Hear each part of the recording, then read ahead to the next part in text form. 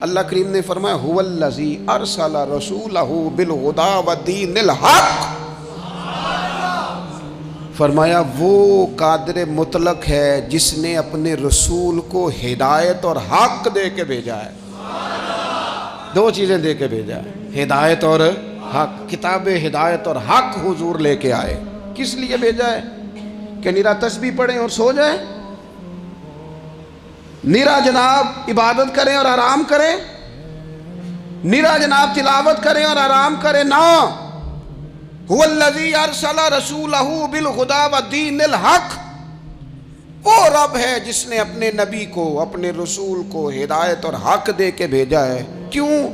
کہ لیظہرہ علی الدین کلہ، تاکہ اس دین کو تمام دینوں پر غالب کر دے، اس کو غالب کرے، ہر دین پر یہ دین چھا جائے۔ وَلَوْ كَرِهَ الْمُشْرِكُونَ، اگرچہ مشرکوں کو یہ بات بری ہی لگے، نہ پسند آئے، کسی کو نہیں آتی، لِيُظْهِرَهُ عَلَى الدِّينِ كُلِّهِ، یہ دین غالب ہونے کے لیے آیا۔ غالب، تو نماز بھی پڑھ، عبادت بھی کر، لیکن یہ بھی خیال رکھ کہ دنیا میں نماز والے نبی کا نظام بھی قائم کرنا ہے۔ تیرے پاس نیری مسجد نہیں ہونی چاہیے، حکومت بھی ہونی چاہیے۔ مسلمان کے ہاتھ میں نیری تسبیح نہیں ہوگی، یہ انان حکومت بھی چلائے گا۔ اس کے اندر خودداری ہوگی۔ حضرت عمر تہجد بھی پڑھتے تھے اور سویرے حکومت بھی کرتے تھے۔ حضرت صدیق اکبر ساری رات مدینے والے کی یاد میں رویا بھی کرتے تھے، اور صبح اٹھ کر تلوار لے کر نبی پاک علیہ السلام کی ختم نبوت کے منکروں کے خلاف جہاد بھی کیا کرتے تھے۔ جب تک اپنے مزاج میں وہ شوق نہیں پیدا ہوتا کہ دین کو غالب کرنا ہے، جد و جہد کرنی ہے، کوشش کرنی ہے، بڑا سوکھا ہے ہمارے لیے بھی۔ آرام سے نماز پڑھیں، نفل پڑھیں، عبادت کریں، اور ویسے بھی اسے لوگ زیادہ بڑا پیر سمجھتے ہیں جس کی تسبیح زیادہ لمبی ہو۔ وہ زیادہ بڑا پیر ہوتا ہے جس کی پگڑی ذرا زیادہ بڑی ہو، جبہ تگڑا پہنے، اجرے کے اندر رہے، باہر نہ نکلے، اور اندر جائیں 2 منٹ کے لیے حضرت کی زیارت کریں، باہر آ جائیں، بس چھٹی۔ وہ زیادہ پیری مریدی ہو جاتی ہے، پیر تو بولتا ہی نہیں۔ وہی ہے تیرے زمانے کا امام برحق، اقبال کہنے لگے وہی ہے تیرے زمانے کا امام برحق، جو تجھے حاضر و موجود سے بیزار کرے اور موت کی شکل میں دکھلا کے تجھے جلوہ یار، زندگی تیرے لیے اور بھی دشوار کرے، تو جو تیرا جینا مشکل کر دے نا، وہ تیرے زمانے کا امام برحق ہے، تیرے لیے زندگی دشوار کر۔ یہ کیا بات ہوئی کہ ٹھیک ہے جناب آپ موج کریں جو دین غالب ہونے کے لیے آیا۔ دین کے مزاج میں غلبہ ہے، دین کی طبیعت میں غلبہ ہے۔ دیندار چھا کے وقت گزارا کرتے ہیں۔ اللہ تعالیٰ نے اس دین کے اندر وہ قرار دیا ہے، وہ وسعت دی ہے، وہ درد دیا ہے، وہ ذوق دیا ہے۔ اپنے اندر سے وہ بت توڑ ڈالیں جو بت مایوسی پھیلاتے ہیں، ان جگہوں سے نکل آئیں جہاں انسان کمزور پڑتا ہے۔ اٹھ باندھ کمر کیوں ڈرتا ہے، پھر دیکھ خدا کیا کرتا ہے۔ آگے کی طرف دیکھیں، آگے کی طرف دیکھیں۔ میرے نبی اکرم صلی اللہ تعالیٰ علیہ وسلم نے فرمایا حالات جتنے بھی خراب آ جائیں، ماحول جتنا بھی بگڑ جائے، امت پر دشواری جتنی بھی آئے، حضور علیہ السلام نے فرمایا ہے یہ دین اسلام ہے۔ یہ مسلم کے لفظ ہیں، حضور فرماتے ہیں یہ دین ہمیشہ قائم رہے گا، اور فرمایا ایک جماعت ہوگی پوری میری امت کی جو دین اسلام کے دفاع میں کام کرتی رہے گی، جد و جہد کرتی رہے گی، کوشش کرتی رہے گی، ہمت کرتی رہے گی۔ میرے عزیز، حضور نے فرمایا ہمیشہ یہ دین قائم رہے گا، اور ایک جماعت ہمیشہ اس دین کے لیے کام کرتی رہے گی۔ اور میرے نبی پاک علیہ السلام نے فرمایا 100 سال کے بعد تو اللہ ضرور اس امت میں ایک ایسا شخص پیدا کرے گا، یہ ابن ماجہ میں حدیث موجود ہے، جو اس دین کی نئے سرے سے تجدید کر دے گا۔ وہ لوگ آتے رہے، جب حالات بڑے بگڑے تو حضرت عمر بن عبدالعزیز آ گئے، حالات کا رخ بدل کے رکھ دیا۔ پھر معاملات بڑے بگڑے تو امام شافعی جیسے لوگ آ گئے، غوث اعظم جیلانی جیسے لوگ آ گئے۔ حالات بڑے بگڑے تو شیخ عبدالحق محدث دہلوی جیسے لوگ آ گئے۔ ہندوستان میں جب ماحول بڑا کٹھن ہوا تو اعلیٰ حضرت فاضل بریلوی جیسے لوگ آ گئے۔ ہر صدی کے سرے پر اللہ تعالیٰ ایک مجدد بھیجے گا، حضور کا وہ غلام دین کو نئے سرے سے تازہ کرے۔ دین کے چمن میں ہمیشہ بہار رہے گی، ہمیشہ نورانیت رہے گی، ہمیشہ نور علی نور رہے گا۔ یہ کام صرف کرنے کا کام کیا ہے؟ یہ دین تو پھلے گا پھولے گا، جو آگے بڑھ کے خدمت میں حصہ ڈال لے گا نا وہ اپنا نفع کرے گا۔ یہ قرآن پاک ہے، یا ایھا الذین آمنوا ان تنصروا اللہ ینصرکم ویثبت اقدامکم۔ اللہ فرماتے ہیں لوگو اگر تم اللہ کے دین کی مدد کرو گے نا تو اللہ تمہاری مدد کرے گا، وَيُثَبِّتْ أَقْدَامَكُمْ، اور تمہارے قدم جما دے گا، تمہیں استقامت دے، تم آگے۔ اور دین کی مدد صرف پیسوں سے نہیں ہوتی۔ کوئی شخص سمجھے کہ فقط مال سے مدد ہوتی ہے، جب آپ وقت پر آ کر مسجد میں جمعے کی نماز ادا کرتے ہیں تو یہ بھی آپ دین کی خدمت ہی کرتے ہیں۔ جب آپ دینی اجتماعات کی رونق بڑھاتے ہیں تو یہ بھی آپ دین کی خدمت ہی کرتے ہیں۔ جب آپ کسی دین کے طالب علم کا حوصلہ بڑھا دیتے ہیں نا، بیٹے بڑی بات ہے قرآن پڑھتے رہنا، یہ بھی آپ خدمت ہی کرتے ہیں۔ جب آپ دین کے بارے میں کسی جگہ بیٹھ کے اچھی بات کر دیتے ہیں، یار اللہ کا فضل ہے ہمارے دین میں یہ خیر اللہ نے رکھی، یہ بھی آپ دین کی مدد ہی کرتے ہیں۔ آپ کسی بھی جگہ کسی بھی حوالے سے دین کے لیے کوئی بھی پیغام دیتے ہیں، کوئی بھی بات کرتے ہیں تو آپ دین کی، یہ ساری خدمات دینیاں ہیں، یہ سارا درد ہے، یہ سارا ذوق ہے۔ ہم اپنا اپنا حصہ جس طرح بھی ملا سکیں دین کی حمایت میں، دین کی مدد میں۔ جہاں کوئی ایسی بات ہو رہی ہو وہاں ہم دفاع کے لیے کھڑے ہو جائیں۔ ہر شخص اپنے اپنے مقام پر دینی ابلاغ میں، دین کی تبلیغ میں اپنا کردار ادا کرے۔ ایک جملہ کوئی بول دے نا رسول پاک کے دین کی مدد میں، ایک جملہ، یعنی کسی کو صرف اتنا کہہ دینا کہ یار تو اپنے بیٹے کو، تیرے 5 بیٹے ہیں، ایک کو قرآن مجید کا عالم ہی بنا دے، تو کہہ کے چلا گیا اور تو تیری وجہ تجھے خبر بھی نہیں کہ شاید اس نے تیری وجہ سے اسے داخل کرایا ہے، لیکن وہ اگر آ گیا پڑھ گیا تو دیکھ تجھے اجر اللہ کتنا عطا فرمائے۔ آدھا جملہ بول کے دین کے معاملے میں معاون بنے، کوئی خیر کا لفظ بول کے معاون بنے۔ ہم نہ ہمت نہیں کرتے، ہم کہتے ہیں وہ فلانا کرے گا، بڑا آدمی کرے گا، مولانا کریں گے، پیر صاحب کریں گے، اپنا اپنا حصہ، اپنی اپنی خیر۔ حضرت عمر نے بھی بڑا کام کیا ہے دین کی خدمت میں، پر سیدنا بلال کی خدمت کا کوئی انکار کر سکتا ہے؟ ڈیوٹی حضرت صدیق اکبر کی بھی زیادہ ہے، پر جناب سلمان فارسی کی خدمت کا انکار کیا جا سکتا ہے؟ ہر ایک نے کام کیا، ہر نقطے کا اپنا عروج ہے، اپنی، اور یہ دین غالب ہوگا، غالب۔ یہ مت سمجھیں تھوڑے سے حالات کمزور آئے ہیں اور تھوڑا سا مسلمان محکوم ہوئے ہیں مالی طور، اپنی کوتاہیوں کی وجہ سے ہوئے، اپنی غلطیوں کی وجہ سے ہوئے، اپنے اعمال کے سبب ہوئے، تو ڈر ڈر کے نہ جئیں۔ نبی پاک صلی اللہ تعالی علیہ وسلم سفر پہ تشریف لے گئے، حضور علیہ السلام کی عادت کریمہ تھی جب سفر پہ جاتے تھے تو سب سے آخر میں ساری تیاری کر کے سامان سمیٹ کے سب سے آخر میں سیدہ فاطمہ الزہرا سے ملتے، پھر سفر شروع ہوتا، اور جب حضور واپس آتے تو سب سے پہلے سیدہ فاطمہ سے ملتے رضی اللہ تعالی۔ حضور کافی دنوں کے بعد سفر سے واپس آئے، لمبا سفر تھا، سیدہ فاطمہ الزہرا رضی اللہ تعالیٰ عنہ سے ملنے گئے۔ نبی پاک صلی اللہ تعالیٰ علیہ وسلم کا چہرہ نور دیکھ کے تو سیدہ فاطمہ تڑپ کے روئیں، رو پڑی۔ حضور نے فرمایا فاطمہ کیا ہوا؟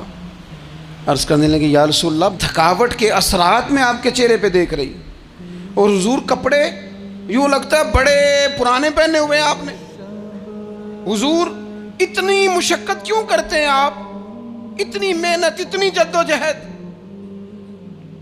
تو حضرت فاطمہ الزہرا فرماتی ہیں حضور نے مجھے تھپکی دی اور فرمایا فاطمہ رو نہ۔ اور یہاں وہ بعض لوگ ہوتے ہیں نا جو ہم نے دیکھا ہے، ہمارے ہاں اس طرح ہوتا ہے کہ وہ کوئی اس طرح کی بات کرے تو وہ زیادہ رونے لگ جاتے ہیں، کیا کریں، بڑے مسائل ہیں، بڑی مشقت ہے، کرنا پڑتا ہے، لوگ اور زیادہ۔ لیکن نبی پاک علیہ السلام نے سوچوں کو نیا زاویہ دیا، خیالات کو نیا رخ دیا، اس بات کو ایک نیا انداز سوچنے کا فراہم کیا۔ حضور فرمانے لگے فاطمہ رو نہ، تیرے باپ کو اللہ نے اعلیٰ مقاصد کے لیے دنیا میں مبعوث فرمایا۔ حضور فرمانے لگے فاطمہ کوئی گھر کچا، کوئی پکا، کوئی خیمہ ایسا نہیں بچے گا جہاں اللہ دین اسلام کو پہنچا نہیں دے گا۔ اور فرمایا فاطمہ یاد رکھنا جس طرح رات چھا جاتی ہے نا، محمد عربی کا دین بھی چھا جائے گا، یہ چھا جائے گا دین، جس طرح رات چھا جاتی ہے یہ دین بھی چھا جائے گا۔ اور پھر دین چھا گیا، جگہ جگہ چھا گیا، یورپ میں بھی اذانیں پڑھی جانے لگی، امریکہ اور افریقہ میں بھی قرآن پڑھا جانے لگا، جگہ جگہ جگہ جگہ رسول اللہ صلی اللہ علیہ وسلم کے دین کی بات ہونے لگی۔ کہا فاطمہ کار کچا ہو یا پکا ہو، خیمہ ہو، ہر جگہ یہ دین پہنچے گا، اور دین پہنچا۔ دوستو کمزوری وقتی طور پر ہے، حالات وقتی طور پر ہیں، مسلمانوں نہ گھبراؤ، خدا کی شان باقی ہے۔ یہ دین فطرت ہے، یہ دین اپنی حقانیت کی وجہ سے پھیل رہا ہے، کسی کا محتاج نہ یہ کسی کے زور لگانے۔ مسلمانوں نہ گھبراؤ، خدا کی شان باقی ہے، ابھی اسلام زندہ ہے، ابھی قرآن باقی ہے۔ یہ کافر کیا سمجھتے ہیں جو ہم سے روز الجھتے ہیں، ابھی تو کربلا کا آخری میدان باقی ہے، ابھی تو آخری میدان لگے گا میدان کربلا میں، اور فکر حسینی کے علم بردار میدان میں نکلیں گے، یزیدی سوچوں سے ٹکرائیں گے، اور بڑے سینے تیار ہیں جو اس کے لیے پوری جد و جہد کریں گے۔ ابھی تو کربلا کا آخری میدان باقی ہے۔ اپنی زندگی کے اندر قوت ارادی پیدا کریں، کچھ کر لینے کی ٹھان اپنے مزاج میں پیدا کریں۔ کمزوری آ جاتی۔ عدی بن حاتم جو تھے نا، یہ حاتم تائی کے بیٹے تھے، بادشاہ کا بیٹا تھا، زمانہ بڑا دیکھا تھا، بڑے بڑے وزیروں مشیروں، ساری زندگی اعلیٰ سطحی وفود سے ملاقات ہوئی۔ عدی حضور کی بارگاہ میں آئے، مسند امام احمد بن حنبل میں موجود۔ تو اسلام پر ابھی غربت کا دور تھا، چند لوگ مسلمان ہوئے تھے۔ نبی پاک علیہ السلام نے فرمایا عدی کلمہ پڑھ لو۔ تو عدی کہنے لگے میں تو پہلے ہی ایک دین کا ماننے والا ہوں۔ حضور فرمانے لگے جس دین کے تم ماننے والے ہو اس دین کو میں تم سے زیادہ جانتا ہوں۔ حضور فرمانے لگے جس دین کے تم ماننے والے ہو اس میں کیا یہ لکھا ہے کہ مال غنیمت کا چوتھا حصہ کھا جاؤ؟ کہنے لگے نہیں۔ تو فرمایا کھا کیوں جاتے ہو؟ عدی کہتے ہیں چونکہ یہ ہمارے اندر کی بات تھی بادشاہوں کی، تو میں نے فوراً سر تسلیم خم کر دیا، میں نے فوراً سر جھکا دیا، میں نے کہا آپ بات ٹھیک کر رہے ہیں۔ حضور فرمانے لگے اب اگلی بات بھی کروں یا رسول اللہ فرمائیے؟ فرمایا پتہ ہے تم دین کیوں نہیں قبول کر رہے؟ یہ بھی مجھے پتہ ہے۔ یا رسول اللہ کیوں؟ فرمایا تم دیکھتے ہو کہ دین کے ماننے والے غریب غریب لوگ ہیں، تم دیکھتے ہو کہ ابھی یہ کمزور ہیں، تم دیکھتے ہو کہ مکے والوں نے مدینہ طیبہ سے پریشان کر کے مسلمانوں کو نکال دیا ہے، یہ غریبی دیکھ کر بظاہر اسلام کی کمزوری دیکھ کر تم کلمہ نہیں پڑھ رہے؟ حضور فرمانے لگے عدی مقام حرا کا نام سنا ہے؟ بڑی دور تھا علاقہ، وہ مقام حرا کا نام سنا ہے؟ عدی کہنے لگے حضور سنا ہے پر وہ جگہ دیکھی نہیں۔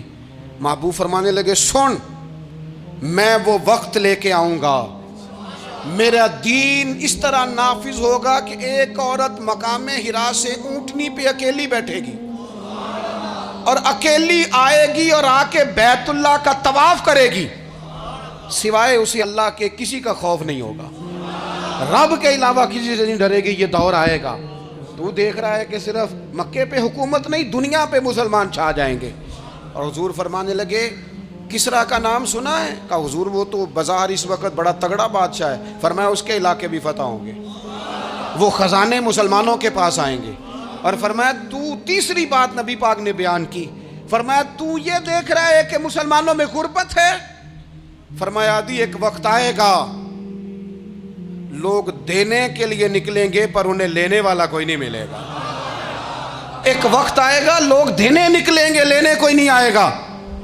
عدی کہتے ہیں کہ میں رسول کریم کا کلمہ پڑھ کے مسلمان ہو گیا، اور پھر زیادہ دور نہیں گزرا، عدی رویا کرتے تھے، حاتم تائی کے بیٹے عدی رویا کرتے تھے اور رو کے بتایا کرتے تھے لوگوں وہ جو حضور نے فرمایا تھا نا بی بی حرا سے چلے گی اور طواف کرے گی، وہ بی بی میں نے اپنی آنکھوں سے آتی دیکھی، میں نے اس تنہا عورت کو حضور سید عالم کی پیشن گوئی کے مطابق بیت اللہ کا طواف کرتے دیکھا، اسے سوائے اللہ کے کسی کا ڈر نہیں تھا۔ اور عدی کہنے لگے وہ جو حضور نے فرمایا تھا نا کہ کسرا کے خزانے فتح ہوں گے، فرمایا وہ جب فتح ہو رہی تھی تو میں خود اس جنگ میں شریک تھا، مجھے اللہ نے موقع دیا، میں مجاہدوں میں شامل تھا۔ اور فرمانے لگے تیسری پیشن گوئی رہ گئی ہے، مجھے امید ہے وہ بھی پوری ہوگی۔ حضرت عمر بن عبدالعزیز کے زمانے میں آ کے وہ دور بھی آیا کہ لوگ زکوٰۃ دینے نکلتے تھے، لینے والا کوئی نہیں ملتا تھا.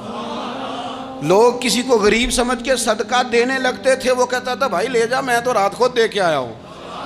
لوگ دینے نکلتے تھے، لینے والا کوئی نہیں. اسلام کی فطرت میں قدرت نے لچک دی ہے، اتنا ہی یہ ابھرے گا جتنا کہ دبا دو گے.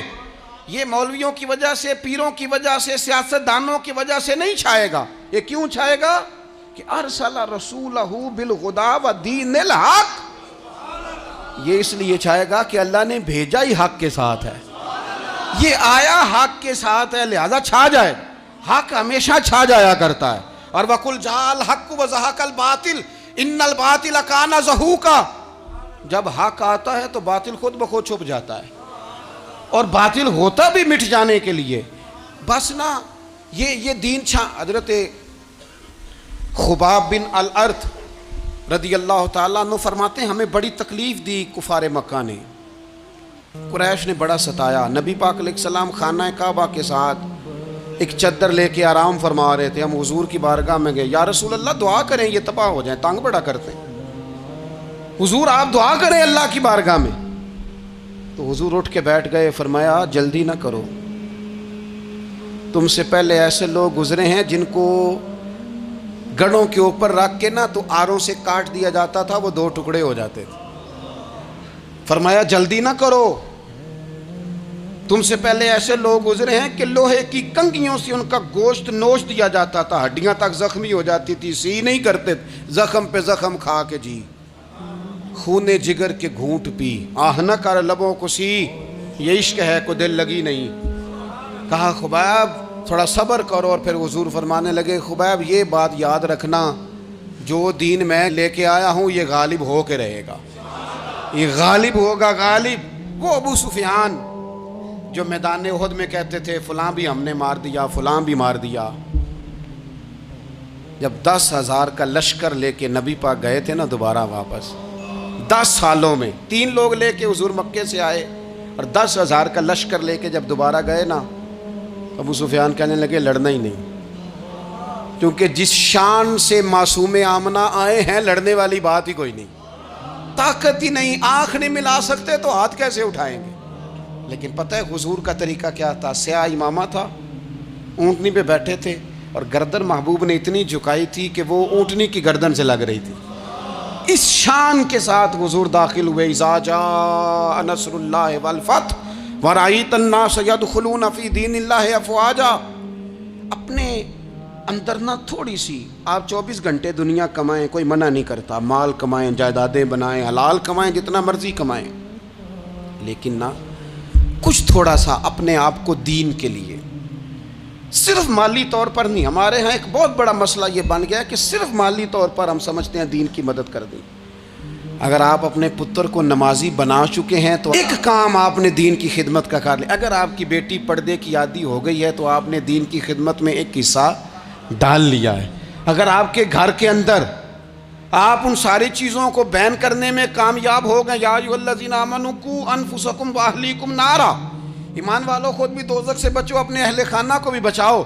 اگر فحاشی اور یعنی کا رستہ آپ نے اپنے دروازے کے باہر روک دیا ہے تو آپ نے دین کی خدمت کر لی ہے. اگر آپ اپنے دوستوں کو نمازی بنانے میں کامیاب ہو گئے، اگر آپ چند لوگوں کو قرآن پڑھانے میں کامیاب ہوئے ہیں، تو پھر کچھ نہ کچھ حصہ آپ نے دین میں شامل کیا ہے. کرنے کا کام یہ ہے کہ اپنا اپنا حصہ اپنی اپنی خیر دین میں ملائیں، جدوجہد کریں، کوشش کریں. 2 جملے بول کر، جب کوئی بندہ کہہ رہا ہو نا جی بڑا مشکل ہے دین پہ عمل کرنا، تو اسے کہیں دین پہ ہی چلنا تو آسان ہے، دین پہ چلنا ہی تو آسان ہے. جب بڑی دین مخالف باتیں ہو رہی ہوں تو وہاں ساری برادری کٹھی بیٹھی ہے نا، بچے کے دن رکھے جا رہے ہیں، تو میں دین کی خدمت بتا رہا ہوں کیا کیا کرنی ہے. بیٹی بیٹے کے دن طے ہو رہے ہیں تو کوئی کہتا ہے کہ ماموں کو منا لو ناراض ہے، چچا کو منا لو ناراض ہے. یہ میں اپنا درد دل آپ کے سامنے رکھ رہا ہوں. دین کی خدمت یہ ہے کہ ایک بندہ بیچ میں سے بولے، وہ کہے او شادی میں کوئی غیر شرعی کام نہ کرنا، سب کو منا رہے ہو تو کہیں رب رسول کو ناراض نہ کر لینا. یہ تیری دین کے لیے خدمت ہو جائے گی، یہ تیری دین کے لیے خدمت ہو جائے گی. وہ جس شخص نے جاتے جاتے رستے میں کہا تھا نا حضرت عبداللہ مزنی کو کہ میں ایک مدینے میں چاند چڑھا دیکھ کے آیا ہوں کہ جس کے قریب سے جو گزرتا ہے اسے بھی نور ملتا ہے. تو اس کی ایک بات گھر کر گئی، جناب عبداللہ مزنی مدینے والے کے عاشق ہو گئے. آپ کہہ دیں بات پھیل جائے گی، اللہ اسے پھیلا دے گا. اپنے مقام پر بیٹھ کر اپنے میں فیکٹری کے مالک سے کہا کرتا ہوں کہ تو نا مسجد ضرور بنا چھوٹی سی، دفتر والوں سے کہا کرتا ہوں کہ یہاں نا نماز باجماعت کا بندوبست ضرور کراؤ. میں کہتا ہوں یہ سارے دین کے کام ہیں. آپ اپنے حلقہ اثر میں کہیں یہاں نماز باجماعت ہوگی، یہاں سویرے آتے ہی پہلے تلاوت ہوگی، یہاں پہلے قصیدہ بردہ شریف. آپ کوئی خیر کے کام میں اپنا حصہ ڈالتے رہیں. انشاءاللہ یہیں سے چنگاریاں بنیں گی، یہیں سے انقلاب برپا ہوگا. اور امام جعفر صادق کے قول پر اپنی بات سمیٹوں گا. کسی نے کہا تھا میں دین کی تبلیغ کرنا چاہتا ہوں، تو فرمانے لگے سوکھا حال ہے، تو دین پہ عمل کرنا شروع کر دے. دین کی تبلیغ ہونی شروع ہو گئی، عمل کر.